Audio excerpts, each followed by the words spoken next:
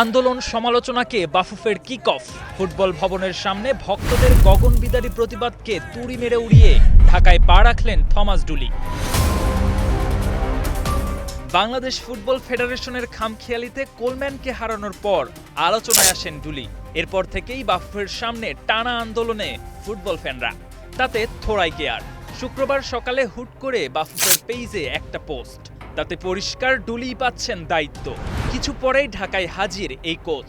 ফ্যানরা নিরুপায়, অসহায়, আর কিছুই করা গেল না। রোজারিও মিকেল কোলম্যান, ব্রায়ান স্টর্কের ভিড়ে যখন ক্লাসের লাস্ট বয় জিতে চায় বাজি, তখন প্রশ্ন জাগে, কে এই ডুলি? জন্মসূত্রে জার্মান হলেও খেলোয়াড়ি জীবন কেটেছে যুক্তরাষ্ট্রের জার্সিতে। 7 বছরের আন্তর্জাতিক ক্যারিয়ারে 81 ম্যাচে করেছেন 7 গোল। যুক্তরাষ্ট্রের হয়ে 2টি বিশ্বকাপ খেলার অভিজ্ঞতাও আছে তার, যার মধ্যে 1998 বিশ্বকাপে ছিলেন অধিনায়ক। ক্লাব ফুটবলেও আছে সাফল্য।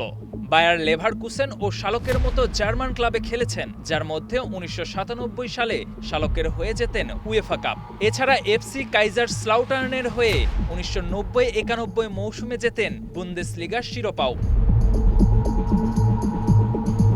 খেলা ছেড়ে পা রাখেন কোচিং ক্যারিয়ারে।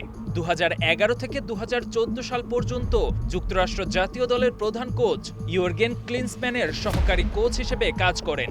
অভিজ্ঞতা আছে এশিয়ান ফুটবলে কোচিং করানোর। তার অধীনে ফিলিপাইন প্রথমবারের মতো আনবিটেন থেকে এশিয়ান কাপের মূল পর্বে জায়গা করে নেয় এবং পৌঁছে যায় নিজেদের ইতিহাসের সর্বোচ্চ ফিফা র্যাঙ্কিংয়ে। সবশেষ গায়ানার ডাগ আউটে দাঁড়িয়ে শেষ 4 ম্যাচে আছে শতভাগ জয়। তবে এশিয়ার সেরা দল বাংলাদেশের কোচ হওয়ার দৌড়ে ছিল আরও বড় বড় নাম। তাদের পেছনে ফেলে ডুলি কিভাবে জিতে নিল বাজি, সেটি এখন বড় প্রশ্ন। কেএম সনে, স্টার প্লে।